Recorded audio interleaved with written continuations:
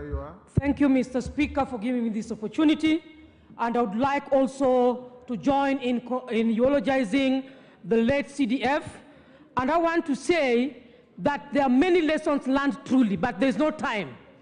I want to say that in eulogizing the late Ogola, cultural practices or diversity is upheld in the Constitution. And if given chance to mourn, I think we have not yet fully concluded in mourning General Ogola.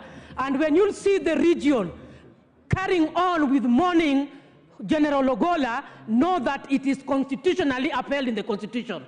Number two, I want to say that this House must learn that when ad hoc committees or any committee of inquiry is formed to provide for a report, and I'm talking from the perspective of what the President said, that he is going to make sure that truth and nothing but the truth is given and provided. Your time is up. Order, Bensouda. Your time is up. KJ. Mr. Speaker, I thank you. I had the honor and privilege to meet General Ogola and his family. And Mr. Speaker, what a fine gentleman and what a big loss for this country. And Mr. Speaker, it is the book that tells us that you shall know them by their fruits. Through the family, we were able to have a sneak preview of what kind of a gentleman, a person, and what demeanor General Ogola was. But most importantly, General Ogola was a teacher who is teaching us even in his death. Mr. Speaker, General Ogola is telling us that we need to rethink our final rights as a country. We cannot have villages that spend more on funerals than they do on the education of their children. Mr. Speaker, the leadership that General Ogola has presented is something to be emulated, Mr. Speaker, even in his death.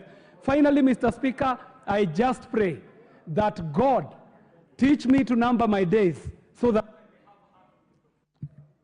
Yes, Robert Mbui. Thank you, Mr. Speaker. As grandson of the first four-star general in Kenya, the late General Jackson Kimeo Mulenge, I also stand to condole with the families of the bereaved.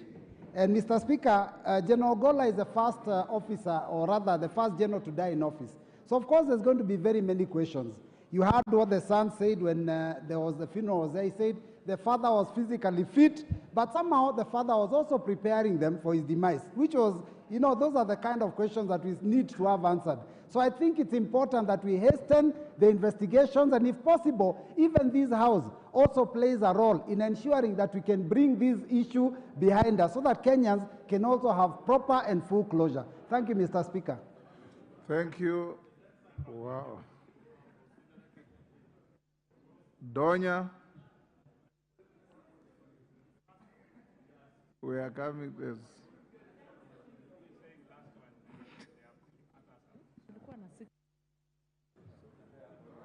Yeah, thank you, Mr. Speaker.